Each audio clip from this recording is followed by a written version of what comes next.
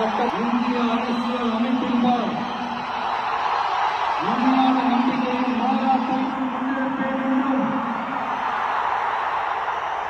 India நாட்டின்